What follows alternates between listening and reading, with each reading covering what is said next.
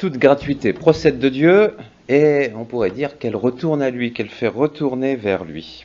C'est très beau le système de la gratuité, c'est surtout pour un consacré. La gratuité, c'est vraiment le climat que l'Église nous propose de respirer, de faire respirer eh bien, tous ceux qui viennent dans les monastères, dans les communautés religieuses ou qui entendent des prédicateurs. Et la gratuité. Donc, on pense d'abord et avant tout, donc elle procède de Dieu, elle est vraiment un attribut de Dieu, la gratuité. C'est quelque chose qui nous est très étranger en réalité sur la terre. Il faut la recevoir, il faut vraiment l'accueillir comme quelque chose de divin en tant que tel. Pensons au mystère de la vie, le beau mystère de la vie, de la création. Eh bien, les scientifiques eux-mêmes affirment que dans le cosmos, l'apparition de la vie est la plus haute improbabilité qui soit. C'est pas impossible, puisque effectivement nous sommes des vivants, nous voyons bien que c'est possible, mais en même temps, le degré de probabilité est extraordinairement mince. Dans le cosmos, il y a beaucoup de cailloux qui sont ou bien embrasés ou bien complètement réfrigérés, mais il y a les conditions de la vie, c'est pas si facile que ça à obtenir.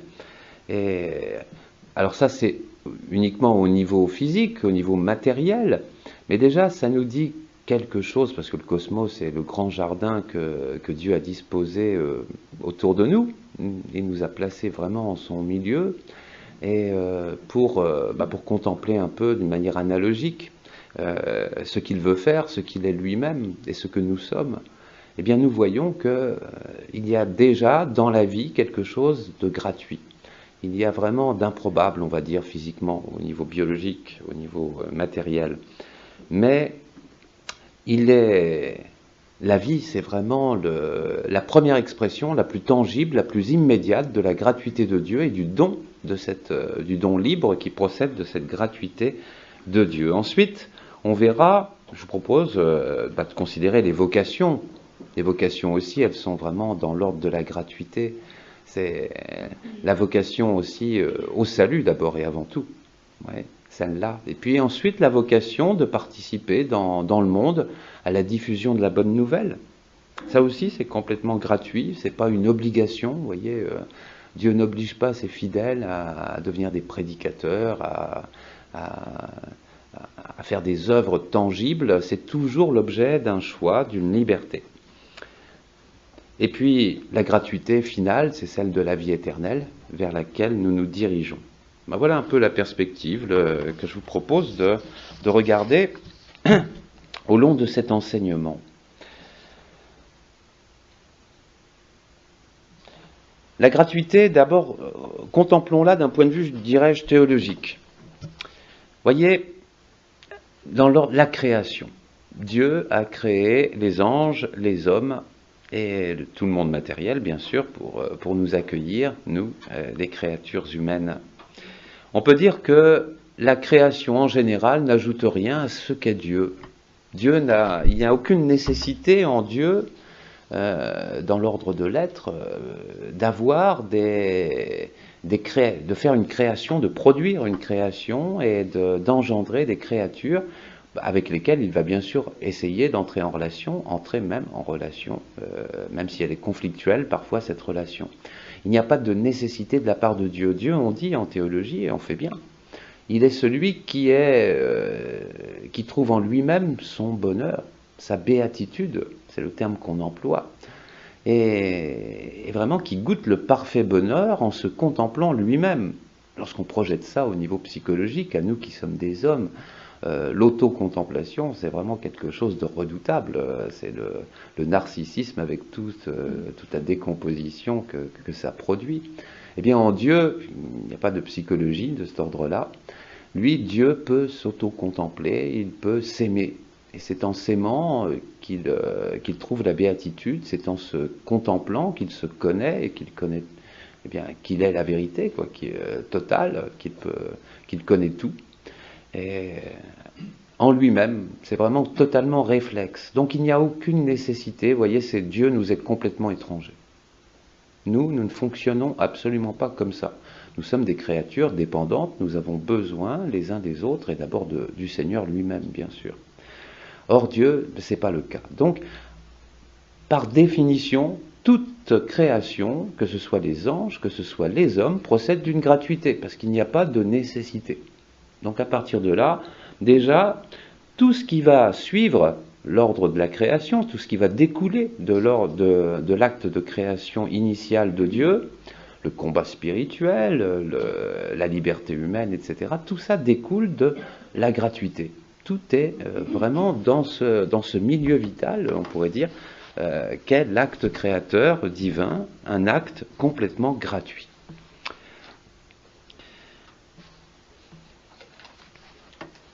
Donc il n'y a pas de surcroît d'être dans la création, et il n'y a pas non plus, vous voyez, ça c'est ce que croyaient, c'est ce que les philosophes modernes, comme Hegel par exemple, ont pu affirmer, à la suite d'ailleurs des antiques, hein, c'est-à-dire que le monde serait une émanation en quelque sorte de Dieu.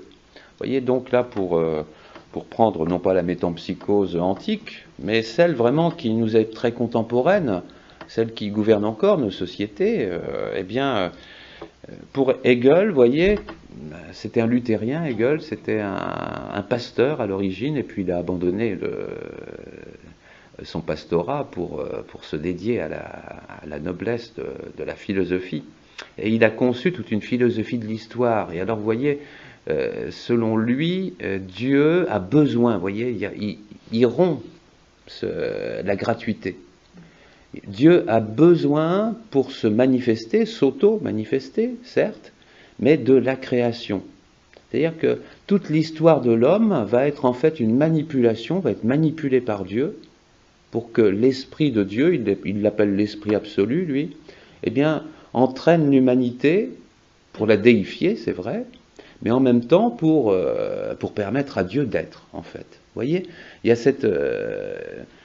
il absorbe Dieu, ou il voudrait absorber Dieu, et vraiment l'enfermer dans l'immanent, dans l'histoire, dans le monde matériel, dans le monde humain.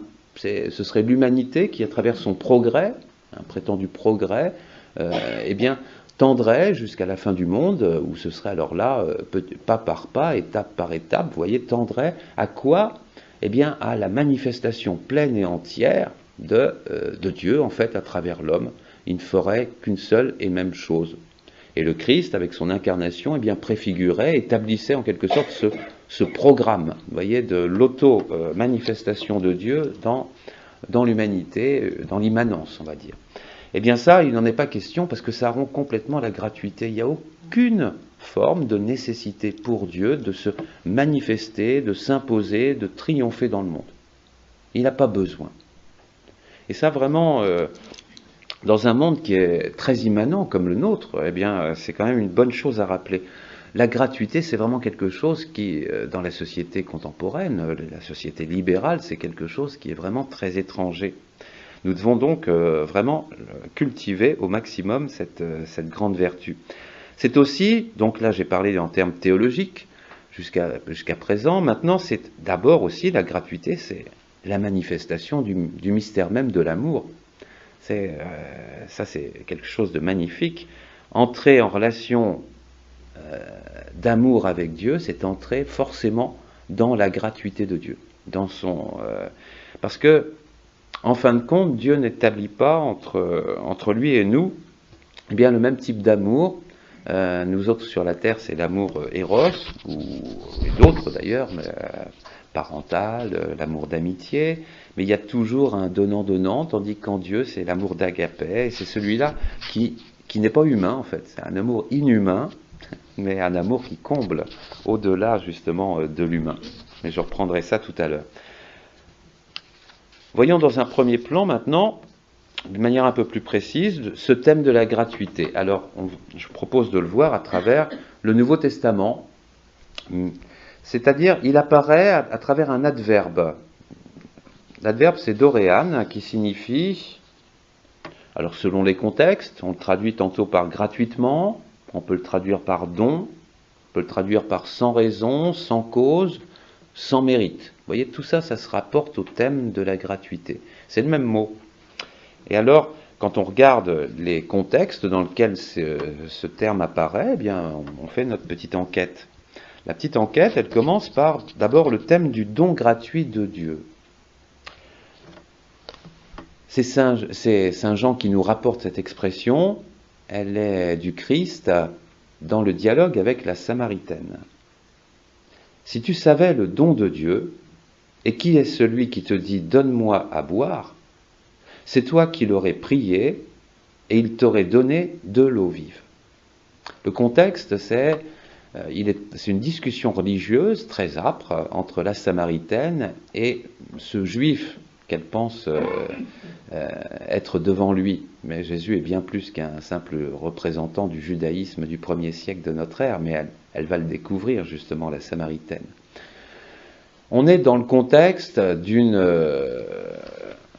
un contexte très passionné. La Samaritaine, c'est quelqu'un qui vraiment... les Samaritains, c'est des cousins germains des Juifs au niveau religieux. Ils partagent avec eux le Pentateuque. Donc vous voyez, les 5 premiers livres de la Bible, les livres de Moïse, les livres de la loi. Et ils attendent eux aussi un Messie, le Taëv, c'est comme ça qu'ils l'appellent, celui qui révèle la vérité. Voilà le contexte. Ça, c'est la femme, la Samaritaine, à laquelle Jésus demande à boire. Et toute la conversation commence là, justement, et rebondit à propos de cette question. Elle entre vraiment dans un discours interreligieux. Elle entraîne le Christ sur ce chemin-là, en lui demandant, oui, mais qu'est-ce qui fonde finalement la différence entre vous, Juifs, et le culte à Jérusalem que vous avez instauré, et puis le nôtre, nous, Samaritains, et le culte sur le mont Garizim. Il y avait un temple aussi, là, dédié à Dieu. Et donc, il y a des guerres interreligieuses, là, et en œcuménisme, c'est très intéressant de reprendre ce texte. Donc, Jésus lui propose un dépassement. Et il est fondé sur quoi, ce dépassement? Il est fondé sur le don, c'est-à-dire sur la gratuité.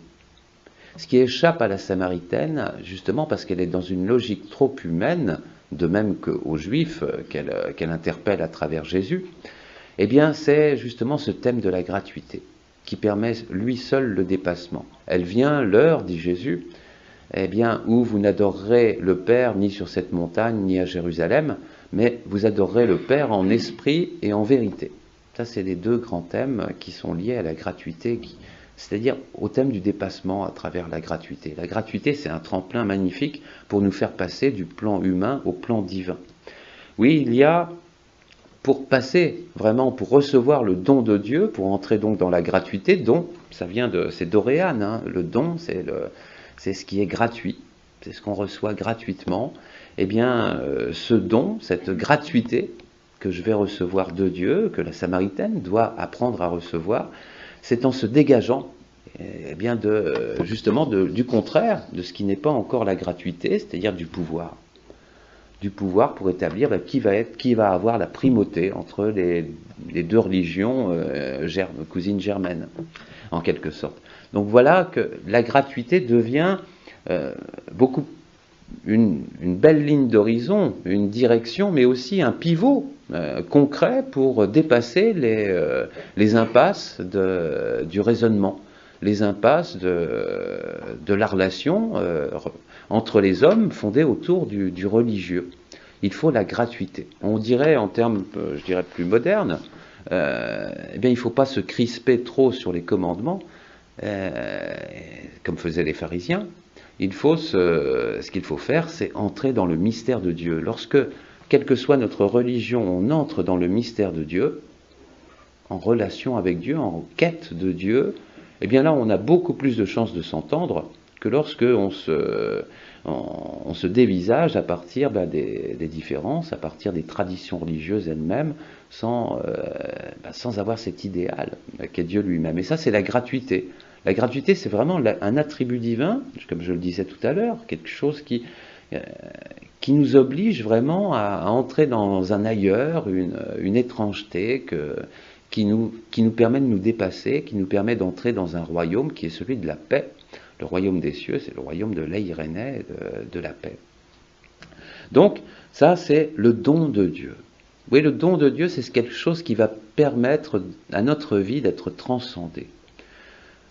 tous nos contemporains continuent aujourd'hui encore de courir après des recettes, après des objets, après des enseignements, des vérités qui leur permettent ou leur permettraient de se dépasser, d'être transcendés, de ne pas en rester aux limitations de la condition humaine telle qu'elle se présente à nous sur cette terre. Et tout le principe, justement, c'est d'entrer dans une autre logique que celle que le monde propose, que celle que le monde de l'immanence, s'entend, le monde clos sur lui-même, propose. Le monde, fondamentalement, il est immanent, comme notre nature, comme notre psychologie, comme notre corps, d'ailleurs. Immanent, ça veut dire qui fonctionne autour de lui-même, à partir de lui-même et pour lui-même. Voilà, un monde clos qui n'est pas ouvert à Dieu, qui n'est pas ouvert à la transcendance, c'est le monde de l'immanence. On comprend tout, on vit tout, et tout le travail est offert, toute la production, eh bien, tourne toujours pour le monde lui-même. Et le monde, en tournant sur lui-même, ne peut pas se dépasser. Il a besoin de Dieu. Alors le monde l'a pris dans un contexte très très large qui englobe les êtres, évidemment, qui y vivent. Le don de Dieu, c'est cette capacité de dépassement avant tout. Avant même d'être le salut, vous voyez, au sens effectif, au sens réel, accompli, c'est sa possibilité. C'est le don de Dieu, c'est ça. C'est justement de créer une fracture, un espace, là d'un seul coup, une brèche, dans ce qui paraît complètement clos, complètement fermé.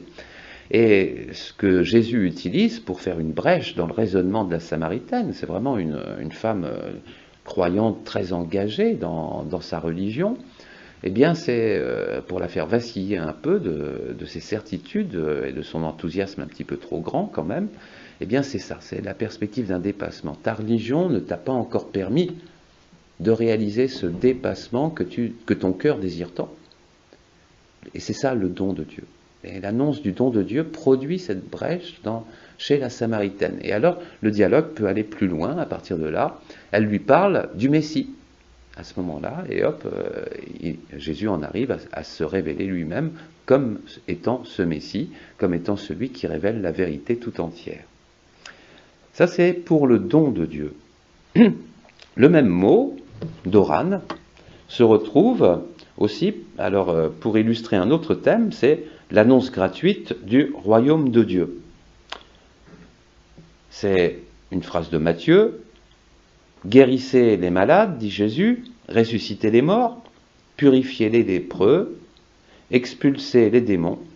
Vous avez reçu gratuitement, donnez gratuitement. C'est la condition, alors là, c'est plus le don de Dieu qui nous sauve, qui d'un seul coup nous fait entrer dans une perspective plus grande, celle du royaume de Dieu, et alors qu'on était prisonnier des perspectives uniquement terrestres et matérielles, servir la cité terrestre, comme en Égypte. Là, d'un seul coup, là maintenant, on connaît cette perspective, on l'a reçue, c'est le don de Dieu, on accepte d'entrer dans son annonce, mais il faut rentrer dans les conditions mêmes de son annonce, dans l'essence de cette annonce. Et l'essence même de cette annonce, du don, c'est-à-dire de ce qui est gratuit, l'essence, eh bien c'est justement de tout faire dans le même esprit de gratuité.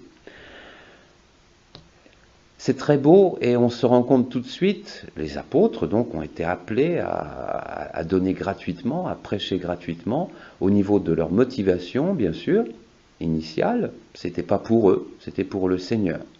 Ensuite, pour les résultats.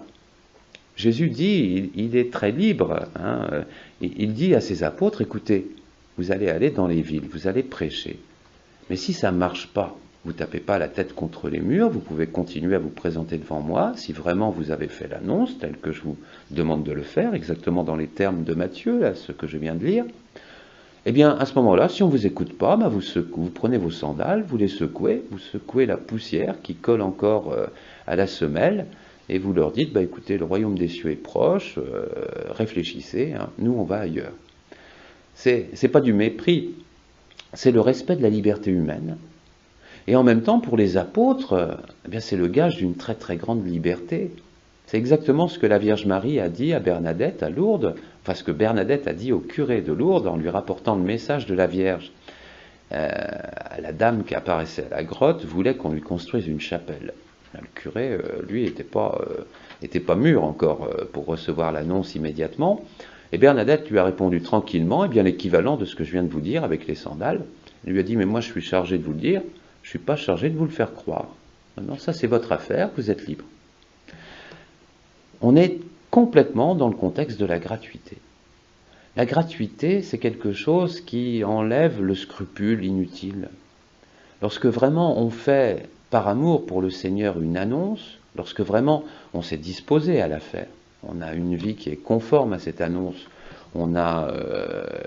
l'annonce aussi requiert de prendre une forme, une certaine, je dirais, de travailler un peu la communication en quelque sorte, ça aussi, ça compte, mais c'est pas le tout de l'annonce.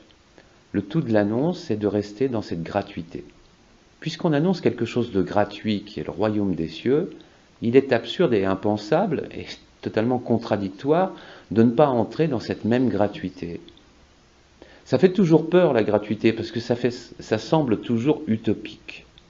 On se dit, mais si l'Église ne planifie pas, si l'Église n'envoie pas ses prédicateurs à des cours de communication, à des cours de formation psychologique, sociologique, pour qu'ils connaissent les gens auxquels ils vont parler, en plus de la culture. Enfin, ça fait vraiment des types qui ont vraiment fait des études et qui ont de la formation, hein, quand on regarde les programmes idéaux.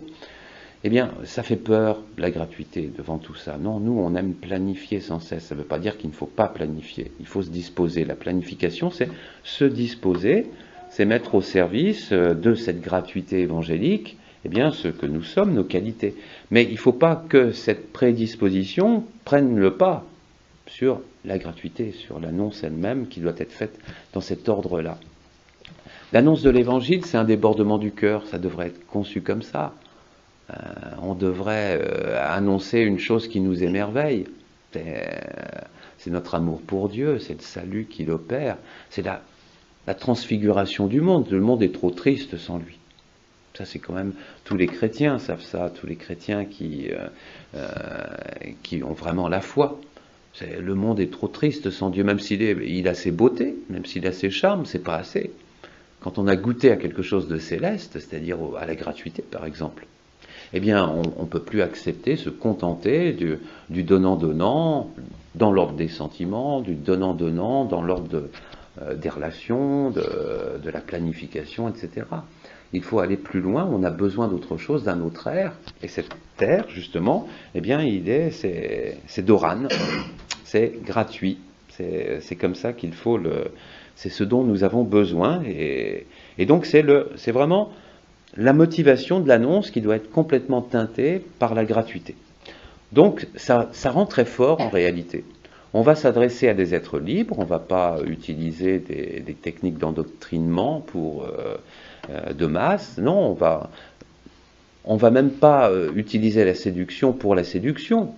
Le royaume des cieux, Jésus est tellement beau en lui-même, on n'a pas besoin d'ajouter des arguments humains de séduction. Du type l'apologétique ancienne, vous savez, devenez chrétien, vous réussirez dans la vie. Il n'y a pas besoin même d'ajouter ça. Le royaume des cieux est tellement plus beau et puissant et mystérieux et attractif en lui-même qu'il n'a pas besoin qu'on y ajoute ces petites marques de séduction. Voyez comme je suis heureux, etc. Hein, ça vous fait pas envie? Non, ça me fera pas envie, moi. Moi, ce qui me fait envie, c'est quand vraiment c'est moi qui suis heureux, c'est moi qui expérimente quelque chose de l'air qu'on respire dans le royaume des cieux. Tant mieux pour toi, si c'est ton cas, mais donc pas besoin de ça. On n'a pas besoin de se compliquer la vie. Jésus a le don de rendre simples les choses qui doivent l'être. Il ne faut rien compliquer. Il nous rend libres, y compris ses apôtres. Hein. Il ne les accable pas de scrupules, de menaces. Il n'y a pas d'épée de Damoclès sur la tête des apôtres si leur prédication ne fonctionne pas. Ce que Jésus attend d'eux, c'est un cœur droit, c'est une intelligence ouverte, un cœur enthousiaste. Voilà ce qu'il veut. Ensuite, on a la gratuité dans l'ordre de la justification, dans l'ordre du salut. Le salut, ce qui nous justifie, ce qui nous rachète, eh bien, provient d'une pure gratuité. Il n'y a aucun mérite de notre part.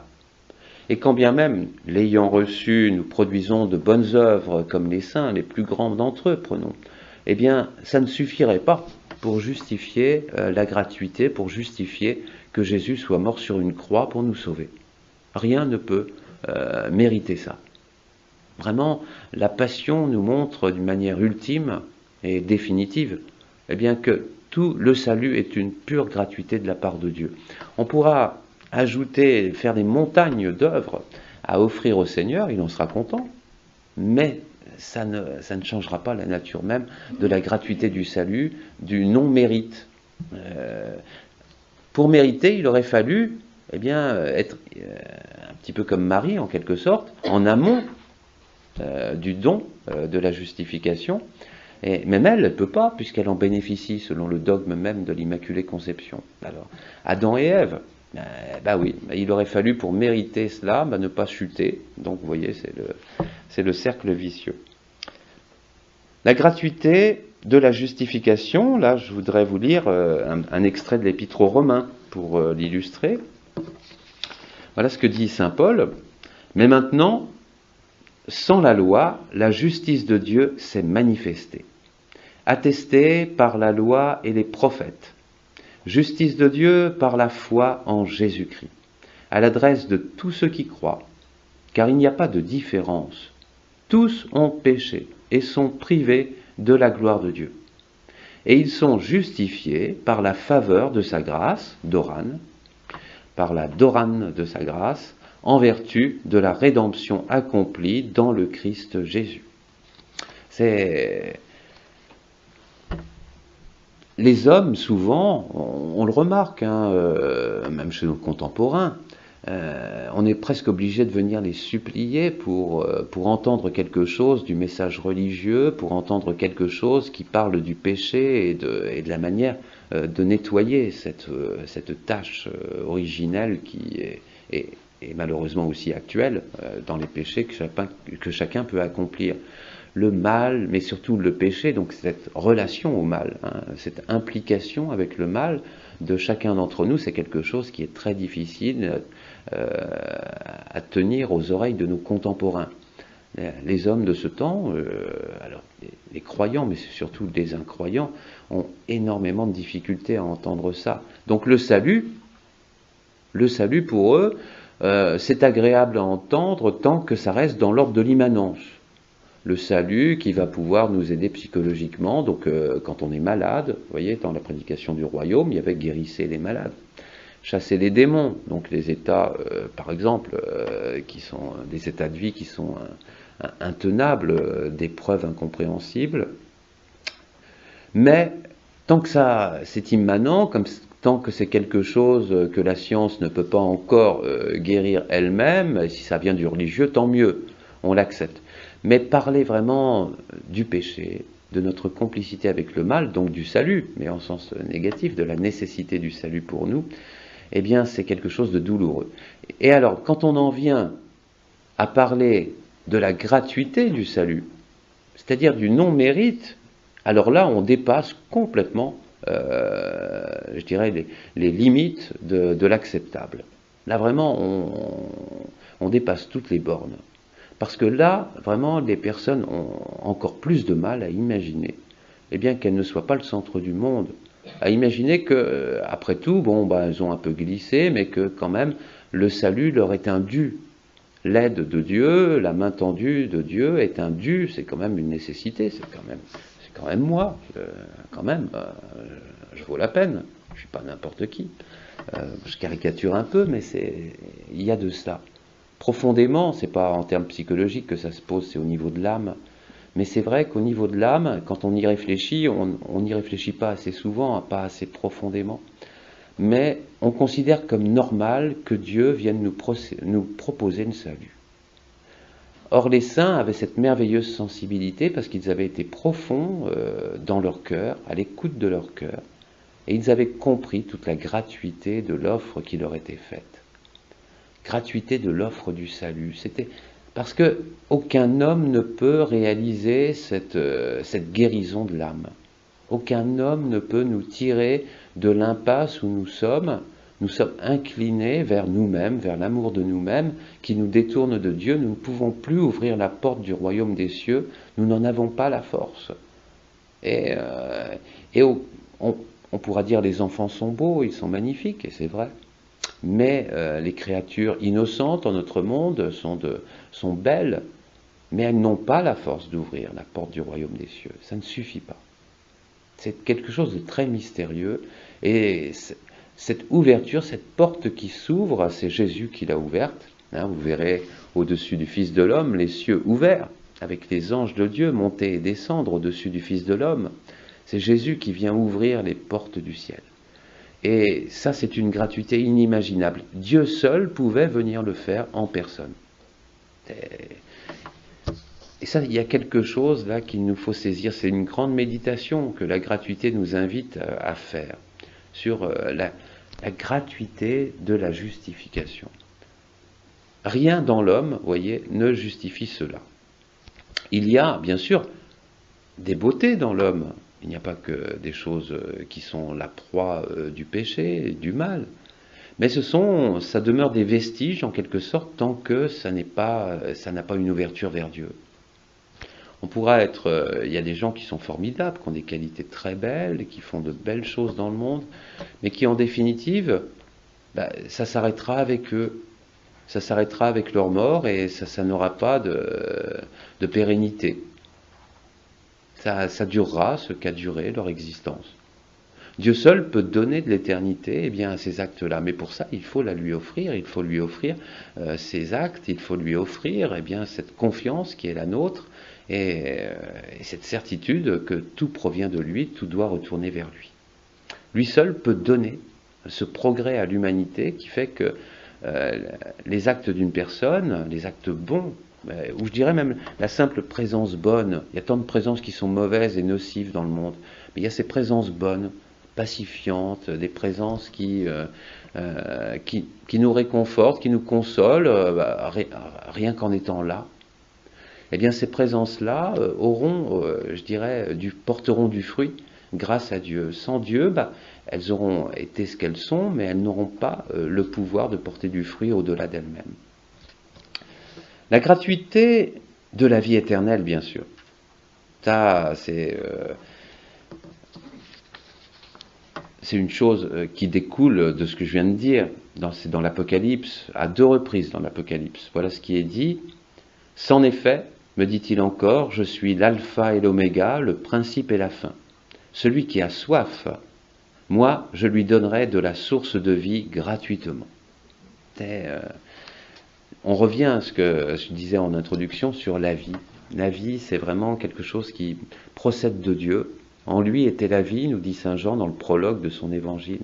Et la vie était la lumière des hommes.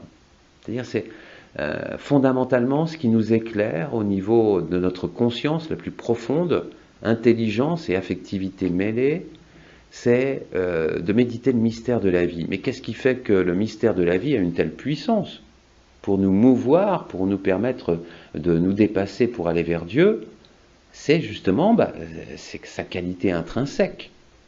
Et cette qualité intrinsèque, c'est non seulement la domination sur la vie, ça c'est la souveraineté divine, mais c'est la gratuité du don qui nous est fait. Vraiment, avant d'être créés, forcément, nous ne sommes rien, nous ne sommes pas.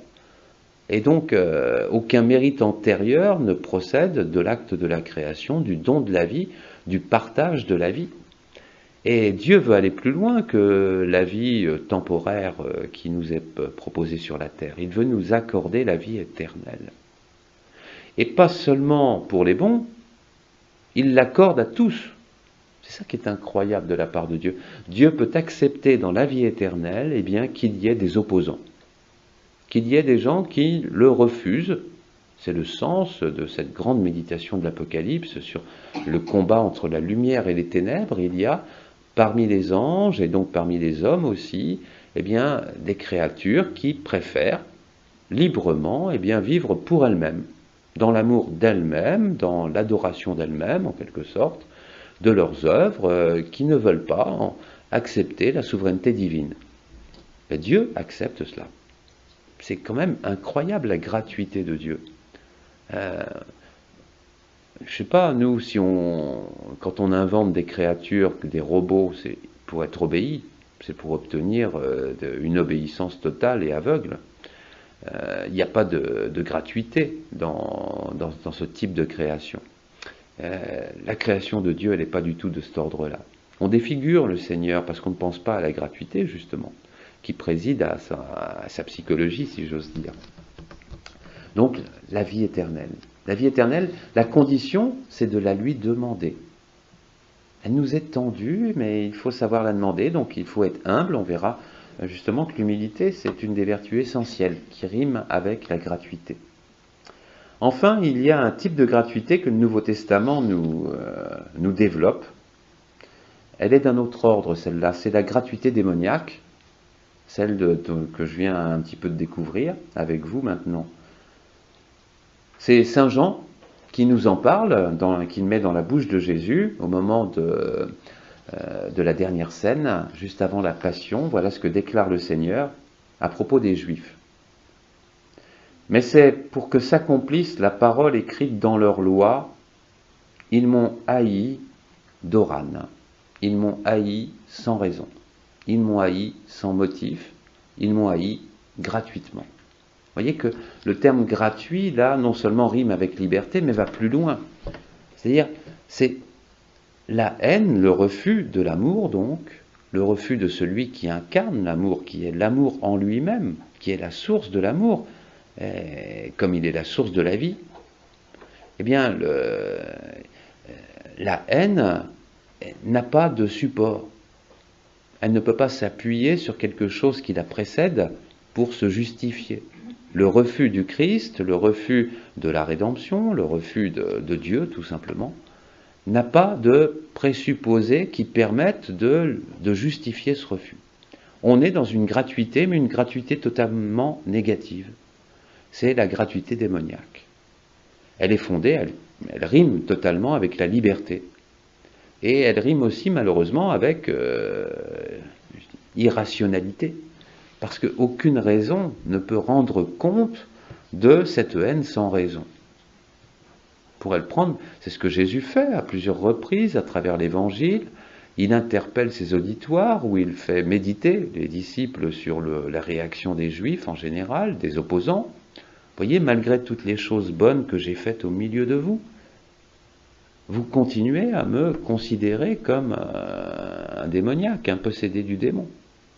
Vous voulez me tuer malgré le fait que je ne convoite pas le pouvoir, malgré le fait que je ne demande pas d'argent, je ne voue pas un culte à l'argent, que je soigne gratuitement pour le coup, que j'apaise, je fais toutes sortes de miséricordes, que j'approfondis les Écritures, bref, que je suis Jésus-Christ, l'amour incarné. Eh bien, nonobstant cela, nonobstant mon désintéressement, ma gratuité fondamentale, par rapport aux choses de la terre, aux œuvres de la terre, au pouvoir des souverains de la terre, au pouvoir religieux, que je ne vous conteste même pas, eh bien, vous m'avez haï sans raison, sans motif. Il y a quelque chose. Les Romains, qui étaient complètement indifférents à l'identité du Christ, à sa mission religieuse, les Romains ont quand même crucifié Jésus. C'est gratuitement. C'est le mystère de la révolte angélique est un mystère de gratuité, mais de l'anti-gratuité évangélique. Donc voilà le thème de la gratuité pris à partir du lexique qui le porte. Ça nous donne, voilà les thèmes, les directions qui s'ouvrent lorsqu'on scrute le thème à partir du mot d'Oran. La gratuité dans le monde moderne, aujourd'hui, cette gratuité évangélique que nous avons évoquée, qui est vraiment qui est un reflet de la pure nature de Dieu, eh bien comment est-ce que ça se traduit dans le monde d'aujourd'hui? Ça se traduit d'abord dans l'économie. Alors là, c'est quand même une belle... L'Église a déjà, avant Benoît XVI, avait proposé avec Jean-Paul II, avec Jean XXIII, des documents qui étaient très forts sur la doctrine sociale de l'Église. Mais Benoît XVI a ajouté quelque chose qui est vraiment incroyable, c'est la gratuité. Je vous cite deux extraits de lui, dans son document, dans sa lettre encyclique Caritas in Veritate. La cité de l'homme n'est pas uniquement constituée par des rapports de droits et de devoirs, mais plus encore et d'abord par des relations de gratuité, de miséricorde et de communion. L'homme, c'est pas seulement, je dirais, il ne faut pas le prendre seulement techniquement, dans la mesure où il anime la société, dans la mesure où il en est l'instrument et en même temps le bénéficiaire, c'est-à-dire le consommateur, concrètement. Et le constructeur aussi. Non, il y a quelque chose d'autre. C'est pas seulement un technicien, l'homme. Vous voyez, le monde moderne conçoit l'homme, nous autres les hommes, comme des techniciens, des gens utiles d'une manière ou d'une autre. Eh bien, Benoît XVI rappelle, avec un peu de provocation, mais c'est bien, eh bien que même dans les rapports économiques, que d'abord l'identité de l'homme, c'est la gratuité. Et puis que maintenant, je vous lis une autre phrase où il l'introduit carrément dans les rapports économiques. La gratuité est présente dans la vie sous de multiples formes qui souvent ne sont pas reconnues en raison d'une vision de l'existence purement productiviste et utilitariste. L'être humain est fait pour le don. C'est le don qui exprime et réalise sa dimension de transcendance. Donc là, il invoque la nécessité, même dans l'économie, de faire une place, d'abord de concevoir l'idée de gratuité, qui est une caractéristique de l'homme, et donc l'homme, c'est pas seulement une bête à consommer ou à travailler et à produire, c'est aussi celui qui dépasse, qui transcende le monde économique. Le monde économique devrait, en tout cas selon la vision chrétienne, doit être ordonné à l'homme, et pas l'homme ordonné au monde économique, comme le monde athée le vit concrètement et l'impose dans le monde entier. On est des rouages, trop souvent, les rouages d'une société, la société libérale, qui servent l'économie. Mais l'homme, c'est pas ça. L'économie, c'est bien, ça peut être... c'est pas le principe de faire du bénéfice qui est remis en cause par l'Église. Ce qui est remis en cause par l'Église est beaucoup plus fondamental, c'est la transcendance de l'homme. C'est que cette économie, elle n'est pas la finalité de l'activité de l'homme. Cette économie, elle est elle-même, elle doit prendre l'homme comme finalité.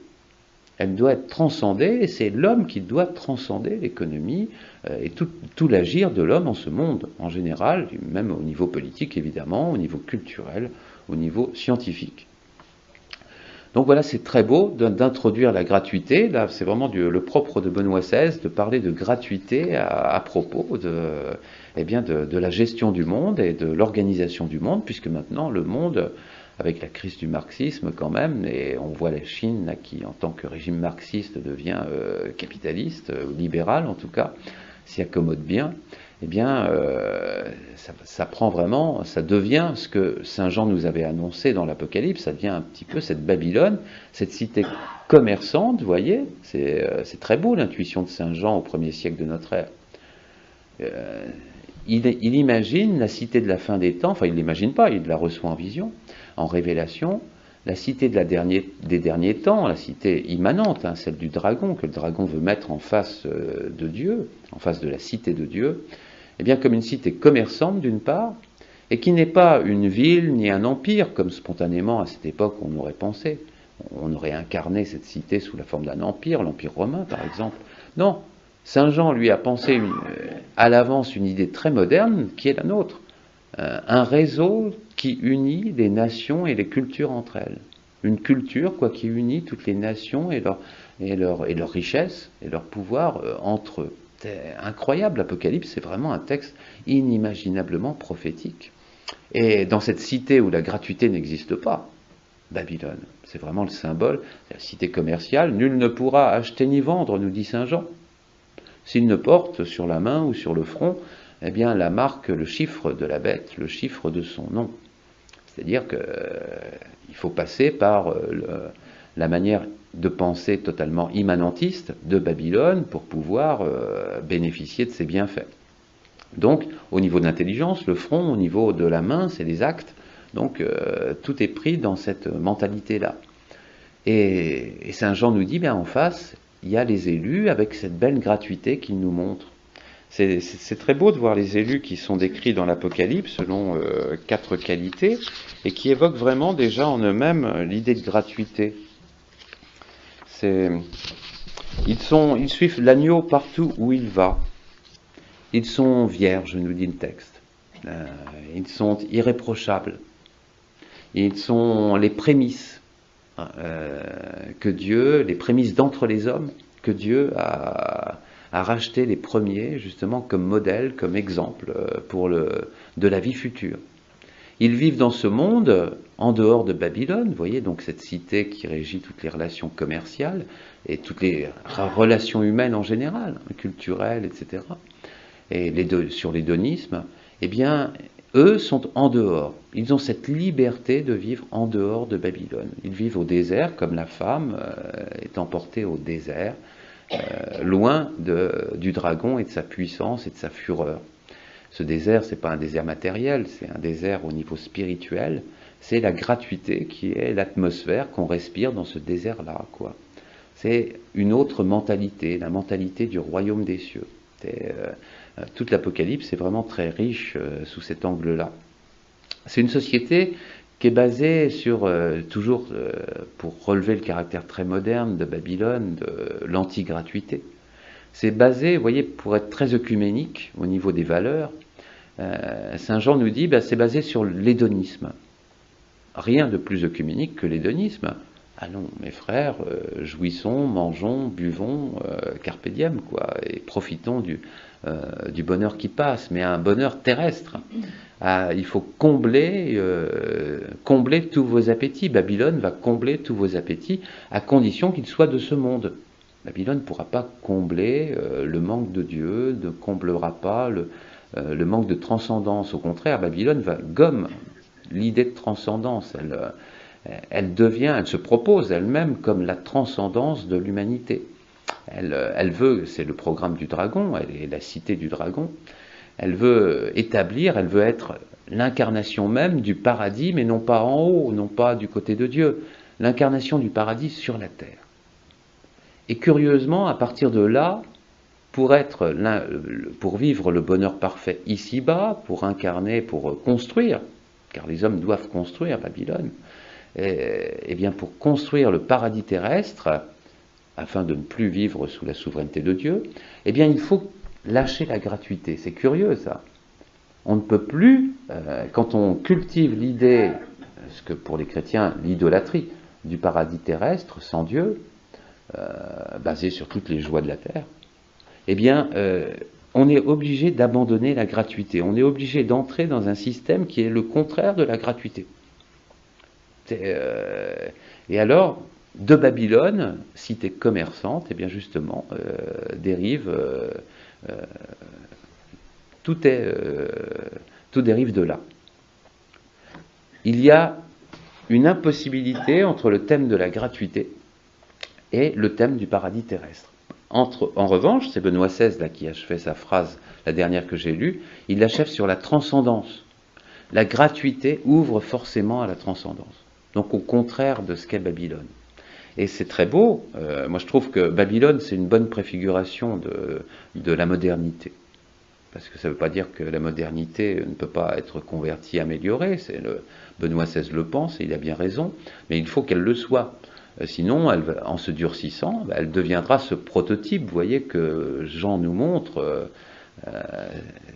cet archétype de la cité fermée sur elle-même qu'est Babylone.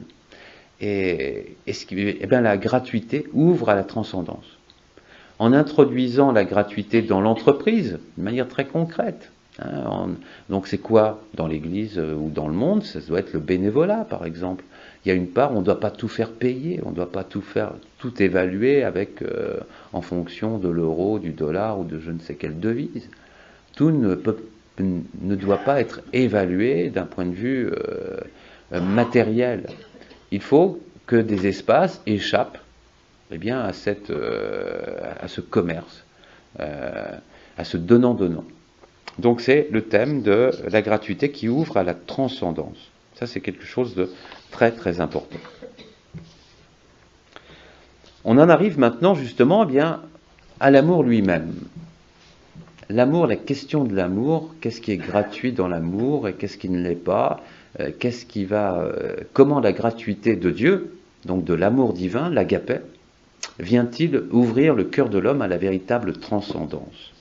Vous voyez, dans le monde grec, avant de connaître Jésus-Christ, avant de connaître la culture chrétienne, on concevait l'amour, donc l'éros fondamentalement, comme étant un amour intéressé. Vous voyez, selon les Grecs anciens, on aime pour un mieux, on aime pour un plus.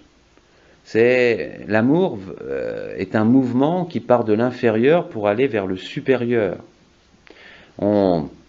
C'est de même la recherche de la sagesse, qui est une noble recherche, demeure elle aussi sous le signe d'un manque ou d'une déficience. C'est parce que je manque de sagesse que je la recherche. Et ça aussi, vous voyez, l'amour est un mouvement. Donc la quête de la sagesse est aussi l'amour de la sagesse. Pour les Grecs, Dieu, ainsi, selon leur propre définition, leur limitation de la conception de l'amour, eh bien, ne pouvait pas aimer, parce que Dieu est parfait. Dieu n'a pas besoin d'être enrichi par une autre créature. Il n'a pas à tendre vers un bien qui lui manquerait, ou qui serait extérieur à lui, différent de lui. Non, tout est en Dieu. Donc, selon l'amour purement humain, et les Grecs avaient bien mesuré ce qu'est l'amour, eh bien, Dieu ne pourrait pas aimer.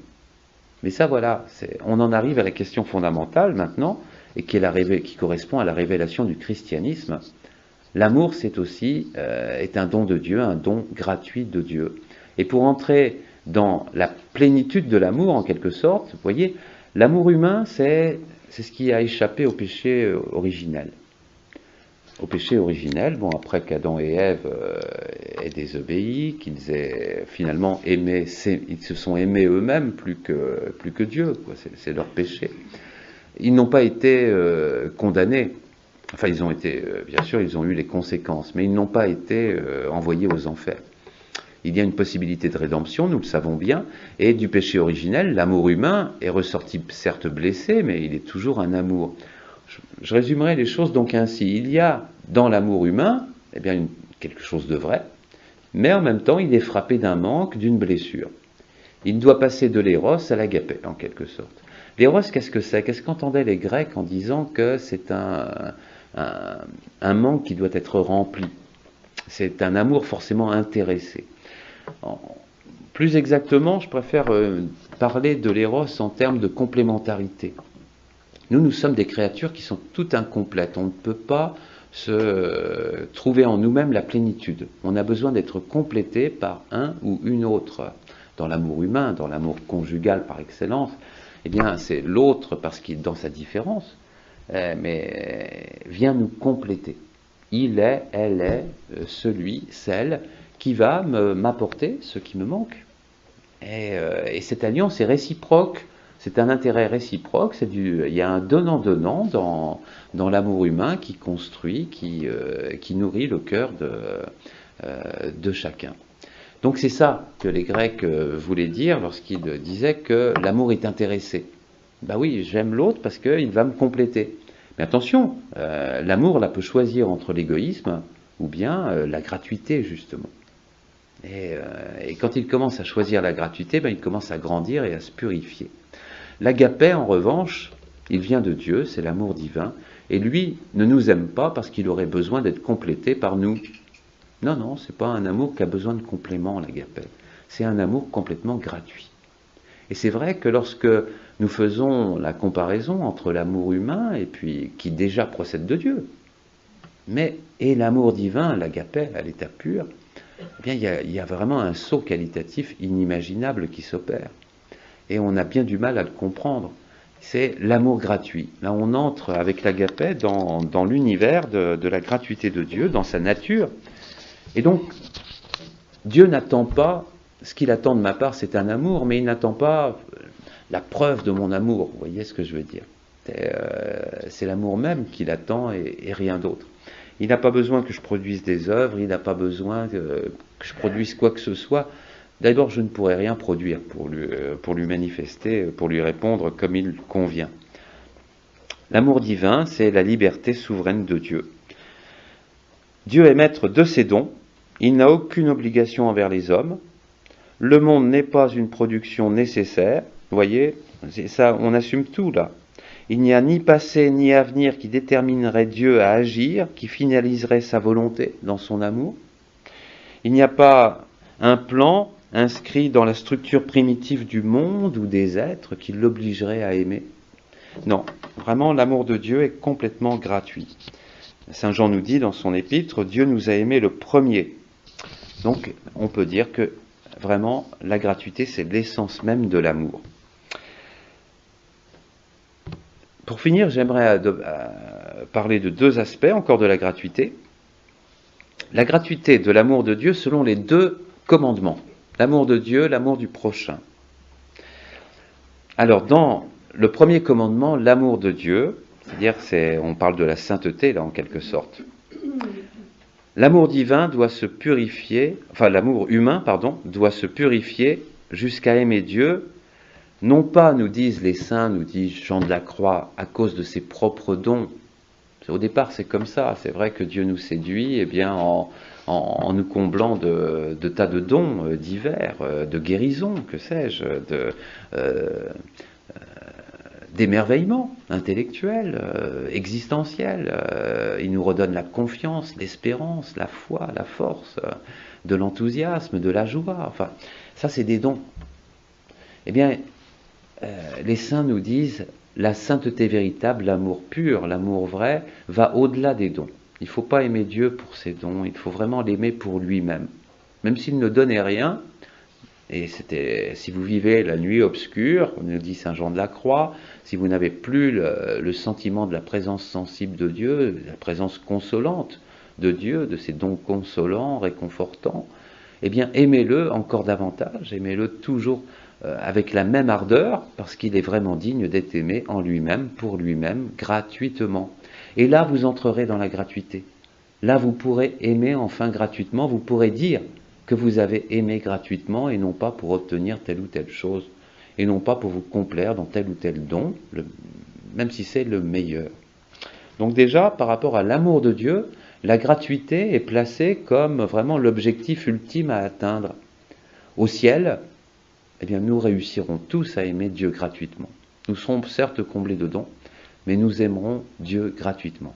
En cette terre, comme nous avons du mal, nous qui vivons de l'amour éros, de l'amour qui doit être complété, qui réclame un complément, comme nous avons du mal à aimer Dieu gratuitement selon l'agapé. Donc, allons vers cette perspective. Sachons que c'est la perspective vers laquelle Dieu nous demande d'avancer. Parce que l'essence même de l'amour, c'est la gratuité. Et qu'il n'y a pas de plus grand amour, finalement. Jésus disait que de donner sa vie pour ses amis. Ben, oui, une autre manière de le dire, c'est qu'il n'y a pas de plus grand amour que d'aimer gratuitement sans rien attendre en retour. C'est ce qu'a fait Jésus.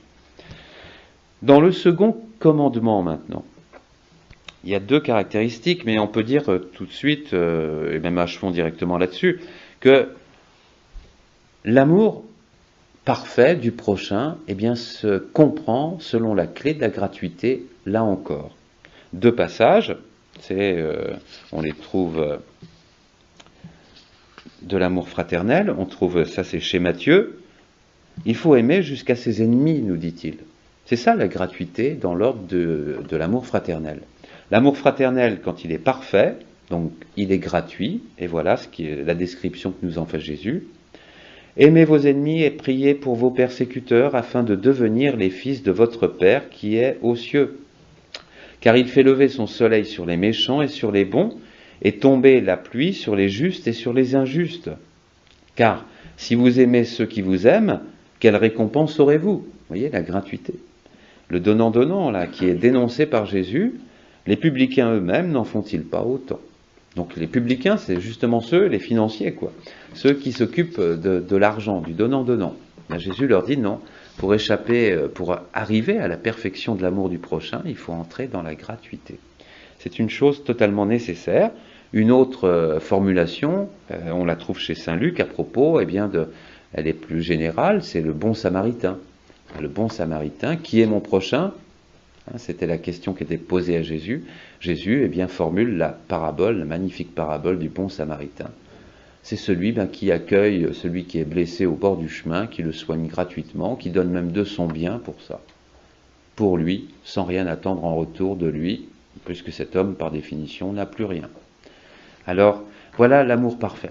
Les 2 commandements vécus à la lumière, on s'en rend compte que ces 2 commandements doivent être éclairés par la gratuité pour atteindre leur plein épanouissement dans nos cœurs, dans nos âmes. Alors, orientons-nous vers le mystère de la gratuité. C'est le thème de votre mouvement, là, au niveau national. C'est un thème magnifique. C'est celui de la sainteté, c'est celui de la liberté, c'est celui de la force aussi. La gratuité, vous voyez, il y a 2 âges humains, 2 âges de l'homme qui sont vraiment à la lumière de la gratuité. En fait, tous devraient l'être, mais naturellement, au niveau anthropologique, c'est l'enfance et c'est la vieillesse. L'enfance, oui, parce qu'on est gratuit, on découvre tout, et on donne tout d'une manière très spontanée, très entière, dans un échange d'amour et de cœur. On conçoit mal, l'enfant conçoit mal que les relations, ce ne soit pas un échange de cœur. Il faut être un adulte pour concevoir des relations sans cœur. L'enfant, lui, ne le conçoit pas. De même, après, au milieu, donc il y a la vie active. Alors ça, c'est l'âge intéressé par excellence, parce qu'on doit réussir, on doit faire des choses, on doit gérer des choses, etc. Mais la nature a mis un déclin physiologique, c'est vrai, mais qui est en réalité une apothéose, qui devrait être l'occasion d'une apothéose sous l'angle spirituel, c'est la vieillesse, le 3e âge, l'âge de la sagesse. C'est l'âge où on redevient gratuit. Psychologiquement, d'ailleurs, on redevient un peu comme des enfants, mais c'est spirituellement que c'est plus intéressant. On redécouvre ce qui est la valeur spirituelle de l'enfance, on redécouvre la gratuité, on est appelé à la redécouvrir. Alors vraiment, n'hésitez pas, entrez dans ce sillage et pour la recevoir, c'est un don gratuit de Dieu, c'est à Dieu, à Jésus, qu'il faut la demander.